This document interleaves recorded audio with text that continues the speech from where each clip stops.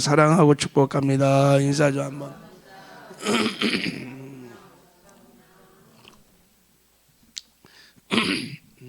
우리 영상으로 함께 새벽 예배 드린 제들도 주 안에서 사랑하고 축복합니다.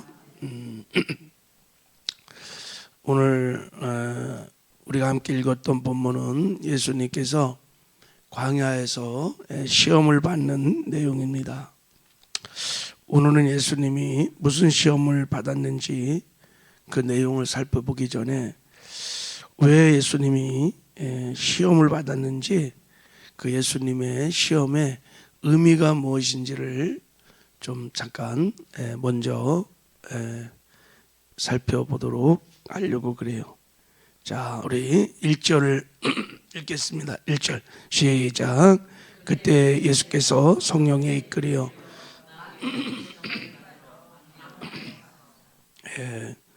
언제 시험을 받았다고요? 그때 시험을 받으셨어. 그때가 언제냐면 예수님이 공생애를 시작하면서 요단강에서 세례를 받았죠, 그렇죠? 그리고 세례를 받을 때 뭐를 받으셨어? 성령을 받으셨어. 자, 예수께서 세례를 받으시고 그 물에서 올라오실 때 하늘이 열리고 하나님의 성령이 비둘기같이 내려 자기 위에 임하심을 보시더니 그랬어. 바로 그렇게 세례를 받으시고 성령의 충만을 받으셨는데 바로 그 성령께서 예수님을 바로 광야로 몰아가셔서 광야의 시험을 받게 하신 거예요. 자, 그 1절을 다시 한번 보면 그때 예수께서 누구에게 이끌려서 시험을 받았어요? 성령에 이끌려. 이게 성령에 이끌려. 이게 수동태예요, 수동태. 그러니까 예수님의 뜻과 상관없이 마귀의 계획이 아니고 성령께서 예수님을 시험했다는 거예요. 예수님의 광야 시험은 예수님의 뜻도 아니었고 마귀의 계획도 아니었고 누구의 계획인 거예요? 성령의 계획이, 성령님의 계획이. 요단강에서 세례받을 때 임하셨던 그 성령이 예수님을 사로잡으셔서 공생을 하기 전에 광야 시험을 받게 하셨다는 거예요. 그래서 예수님이 성령이 주도하시는 광야 시험을 나중에 다 이기시고 그 후에 공생애를 시작하셨어요. 그래서 마태복음 4장 17절에 보면 이렇게 시작합니다. 이때부터 예수께서 비로소 전파하여 이르시되 회개하라 천국이 가까이 왔느니라 하시더라.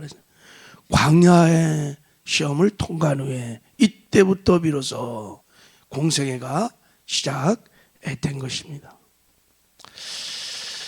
여러분, 왜 예수님은 이렇게 성령에 사로잡혀 시험을 받으셔야만 했을까요? 이 광야의 시험은 오늘 우리에게 어떤 의미를 주는 걸까? 예수님이 공생을 시작하기 전에 이 시험을 받았던 이유가 무슨 능력을 얻기 위해서 공생애를 잘 해보려고 그랬을까요? 아니에요, 아니. 자, 예수님이 이 시험을 받으실 때 뭐를 했다고 그랬어요? 뭘 하면서 시험을 받았어요? 금식을 하면서. 자, 2절을 읽어요. 시작. 40일을 밤낮으로 금식하신 후에 줄이신디라 그랬어요. 금식을 하면서 광야 시험을 받으셨어. 자, 예수님이 금식해서 공생애에 감당할 능력을 얻기 위해서 아니. 여러분, 금식이라는 것은 육신의 힘으로 사는 것이 아니라 하나님이 공급하시는 힘으로 산다고 하는 외적인 신앙 고백이. 금식은 내 힘으로는 할 수 있는 것이 아무것도 없습니다, 주님. 이런 내 외적인 강력한 신앙의 고백에 육신의 양식을 끊고 하나님만을 전폭적으로 의지하겠다는 신앙의 고백입니다. 그러니까 예수님이 앞으로 하실 공생의 사역은 스스로의 힘이 아니라 오직 성령의 힘으로 공생애를 감당하겠다는 그런 신앙의 고백이. 그래서 여러분, 이 광야 시험은 내 힘이 아니라 내 지혜가 아니라 이제 나는 죽고 오직 성령에 사로잡혀서 성령의 인도하심을 받고 성령의 능력으로 이제 인류를 죄에서 구원하시는 구속의 사역, 이 공생의 사역을 할 수 있는지를 테스트하는 거예요. 테스트. 네. 앞으로 공생의 모든 구속의 사역은 내 힘이 아닌 하나님의 힘으로 성령의 능력으로 한다는 거예요. 그래서 여러분, 예수님의 이 시험이 어디서 일어났냐면 광야에서 일어난 거예요. 광야에서. 여러분, 광야는 히브리어로 머드마르라는 단어예요. 이 말씀에서 다 바르라고 하는, 그러니까 말씀과 광야가 어근이 똑같아요. 무슨 말이냐면 광야는 하나님의 음성을 들을 수 있는 최고로 하나님의 말씀을 들을 수 있는 곳이. 광야는 육신의 자아의 소리가 다 빠져나가고 하나님의 소리를 들을 수 있는 곳입니다. 하나님과 동행을 하려면 하나님의 음성을 잘 들어야 돼요. 하나님의 음성을 들으려면 자아가 죽어야 돼요. 내가 죽어야 돼요. 그래야 하나님의 음성을 듣고 하나님과 동행을 할 수 있습니다. 그래서 광야는 하나님이 나를 버리는 뭐 그런 장소가 아니에요. 하나님 나를 쓰시려고 마치 맷돌 안에 곡물을 집어넣고 돌려서 가라 싹 가는 것처럼 광야라는 맷돌에 자아를 집어넣고 그냥 갈아서 아주 그냥 완전히 자아를 파쇄시키는 거예요. 그러니까 이 예수님의 광야 시험의 본질은 누가 주인이라는 거예요. 내가 주인이냐 하나님이 주인이냐, 누구의 능력으로 살 거냐, 내 힘으로 살 것인가 하나님의 능력으로, 성령의 능력으로 살 것인가를 테스트하는 시험입니다. 예수님이 광야 시험에 승리했어요, 안 했어요? 승리했습니다. 이기셨습니다. 그리고 공생애를 시작하면서 예수님이 이렇게 말씀했습니다. 다 회당에 딱 가서 이제 공생을 시작하면서 이사야 말씀을 딱 펼치시고 이렇게 말씀하셨어요. 주의 성령이 내게 임하셨으니 이는 가난한 자에게 복음을 전하게 하시려고 내게 기름을 부으시고 나를 보내사 포로된 자에게 자유를, 눈먼 자에게 다시 보게 함을 전파하며 눌린 자를 자유롭게 하고 주의 은혜를 전파하게 하려 하심이라 하였더라. 그래서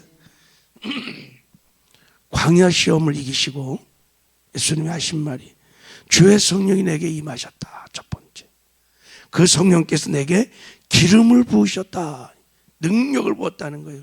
그리고 내가 나를 보내사 성령의 이제 인도를 받는 그런 삶을 살 것이다, 이런 얘기. 그래서 예수님은 공생애 내내 완전히 성령에 사로잡혀서 성령의 능력으로 이 구속의 구원의 역사들을 감당하신 줄 믿습니다.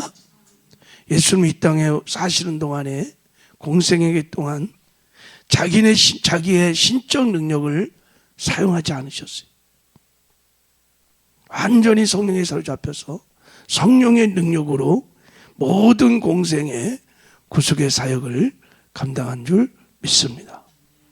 그래서 예수님은 늘 성령에 사로잡히기 위해서 자기를 부인하고 성령에 사로잡히기 위해서 늘 새벽 미명에 기도했고 밤이 맞도록 기도했고 막 계속 기도하셨습니다. 그래서 사실 예수님은 이미 이 땅에 십자가 못 박기 전에 죽으셨어요. 철저하게 자기를 부인하시고 그리고 성령에 사로잡혀서 사셨습니다. 예수님은 죽고 하나님 아버지로 사셨습니다. 그래서 마침내 다 이루었다 하시면서 아버지의 뜻을 완전히 이루어 하나님께 영광을 돌린 줄 믿습니다. 바로 이 광야의 이 시험은 이제 거듭난 모든 성도들의 신앙의 과정을 말해주는 거예요.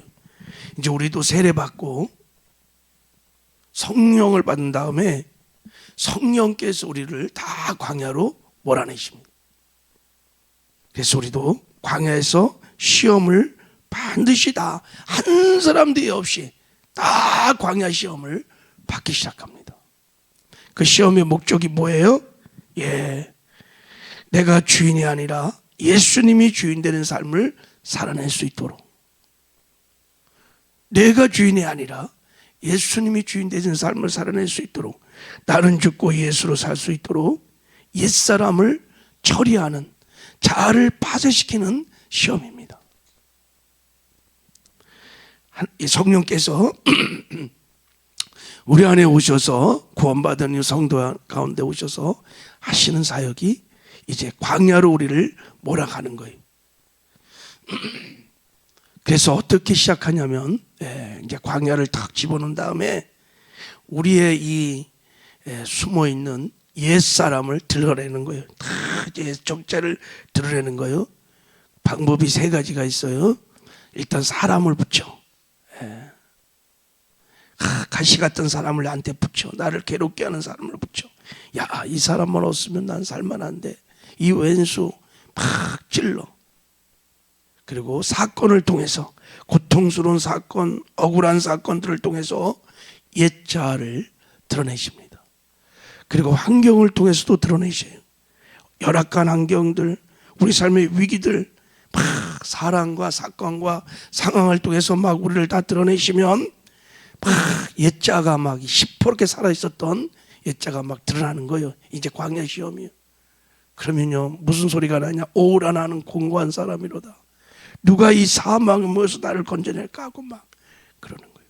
여러분, 옛자는 죄성을 가진 타락한 병든 자, 죄짱하지. 나밖에 몰라요. 철저히 이기적이에요.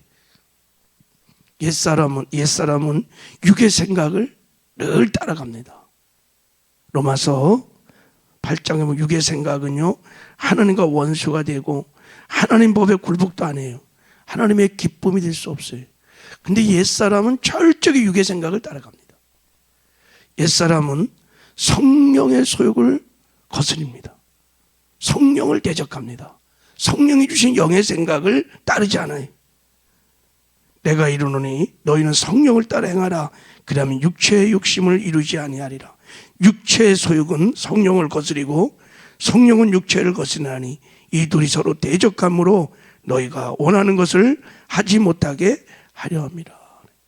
이 옛사람은 성령이 주시는 영의 생각을, 성령의 소욕을 철저하게 거부하고 대적합니다. 그래서 늘 육의 생각을 따라 살아요. 그러니까 육의 열매를 맺는 거예요. 갈라디아서 5장 19절 이하에 보면 육의 열매들이 나와요. 육체에 이르는 현저하니 음행과 더러운 것과 호색과 우상숭배와 술수와 시기, 분냄, 당짓는 것, 막 이런 열매를 맺으면 천국에 갈 수 없다고 성경은 말하고 있어요. 그래서 옛사람이 처리되지 않는 사람은 마치 암세포가 온몸에 퍼져 말기 암 환자와 같은 거예요. 그래서 반드시 옛사람을 죽여야 돼. 옛사람을 그냥 두면 주님과 동행이 안 돼요. 하나님 주신 그 임마누엘의 축복을 절대 누릴 수 없어요. 그러다가 계속 그냥 두면 큰일 나요. 로마서 8장 13절에 너희가 육신대로 살면 반드시 죽을 것이로되 영으로서 몸의 행실을 죽이면 살리라. 계속 육신의 소욕을 따라가면 죽어요. 근데 옛사람은 여러분 구제불능입니다. 교육해도 안 되고 훈련해도 안 되고 때려봐도 안 되고 달래도 안 되고, 옛사람으로부터의 구원은 우리 손에 우리 힘에 있지 않습니다. 불가능해. 그래서 하나님께서 구원받은 이후에 성령께서 우리를 광야로 몰아가는 거예요. 그래서 우리에게 광야 시험이 있는 거예요. 뭐 하려고요? 시퍼렇게 살아있었던 그 옛사람을 죽이는 거예요. 파쇄시키는 거예요. 그래서 여러분 예수 믿을 때 처음에는 굉장히 좋아요. 막 은혜 받고 그 다음부터 이제 성령께서 광야 시험이 이제 시작되면요. 아, 예수 믿는 것이 얼마나 고통스러운지 몰라요. 계속 찔러서 나의 이 자아를 막 드러내는 거예요. 그러면 야 하나님, 야 내가 이것밖에 안 되나? 막 그래요. 야 내가 이것밖에 안 되나? 더 이상 나에게 길이 없구나. 하나님 저는 아무것도 아닙니다. 항복 도와주세요. 완전히 바닥까지 치는 거예요. 그래서 뭐 사업도 부도나고 뭐 별의별 일들이 막 일어나요. 막 자 일어나서 바닥을 쳐요. 바닥까지 내려가면 그때 비로소 이제 십자가를 바라보게 됩니다. 눈이 열려요. 십자가의 구원이 있어요. 십자가의 길이 보여요. 아, 그래서 예수님이 죽으실 때 나의 옛사람도 십자가에 못 박혀 죽었구나. 이게 이제 깨달아지기 시작하는 거예요. 복음이 이제 열려지기 시작하는 거예요. 예수님이 십자가에 못 박혀 죽을 때 이 흉측한 옛사람이 십자가에 못 박혀 죽었구나. 전에는 예수님이 나를 위하여 죽으신 십자가만 보였어요. 나를 위하여. 근데 이제 광야를 통과하고 나면 나와 함께 십자가에 못 박힌 내 옛사람이 못 박힌 십자가가 보이기 시작하는 거예요. 할렐루야. 그리고 고백하기 시작합니다. 내가 그리스도와 함께 십자가에 못 박혀 죽었나니 그런즉 이제 내가 산 것 아니요 내 안에 그리스도가 사시는 것이니라. 여러분 십자가에 달린 노뱀이 보인다고요. 노뱀의 십자가가 보여야 돼요. 노뱀의 십자가가 보여야 돼요. 그 노뱀이 뭡니까? 예수님이 저와 여러분의 죄를 다 담당하시고 매달린 예수님 뿐만 아니라 그 안에 누가 있어요? 옛사람, 마귀의 종노릇하고 세상의 종노릇하고 죄의 종노릇하고 육신의 소욕만 찾아가는 나밖에 모르는 이기적인 마귀의 새끼, 옛뱀이 막 보여야 돼요. 그게 십자가에서 처리됐구나. 이게 다 믿어지는 거예요. 예수 죽음 내 죽음, 예수 부활 내 부활, 주의 성령 내 안에 나와 함께 하시는구나. 할렐루야. 그때부터 여러분 철저하게 자기를 부인하고 내 안에 계신 주님을 인정하기 시작하고 이제 주님과 동행이 일어나는 거예요. 주님과 동역이 일어나는 거예요. 할렐루야. 나는 죽고 예수로 살기 시작하면서 내 삶에 이제 비로소 포도나무 되시는 주님의 열매가 맺혀지기 시작하는 거예요. 의의 열매, 사랑의 열매, 충성의 열매, 겸손의 열매들이 막 주렁주렁 맺히면서 우리를 통해서 공생애의 사역이 일어나기 시작해. 그 나라와 그 일을 구하기 시작하고 이 옛사람이 파쇄되지 않으면 신행생활을 10년, 20년, 30년 해도 그의 삶에 열매가 없어요. 포도나무 되시는 열매가 없어요. 그 나라와 그 일을 구하는 충성스러운 사역의 열매가 없어요. 공생의 사역이 시작되지 않아요. 그래서 하나님이 광야로 우리를 몰아내서 시험하는 거예요. 저와 여러분이 지금 다 광야학교에 입학해갖고 다 사람마다 달라요. 어떤 사람은 광야에서 지금 30년째 훈련받고 있는 사람이 있어. 아직도 졸업을 못했어. 어떤 사람은 광야학교를 빨리 졸업한 사람도 있어요. 나는 팍 죽어버렸어. 그래서 광야를 통과한 사람들은요, 보면요, 참 아름답습니다. 내가 죽었어. 주님만 살아있어. 그래서 얼마나 아름다운지 몰라요. 여러분 다 성령 충만하여 이 광야학교를 다 통과하여 나 죽고 예수로 사는 은혜가 있기를 주님의 이름으로 축복합니다. 하나님 아버지 감사합니다. 우리를 지극히 많게 사랑하시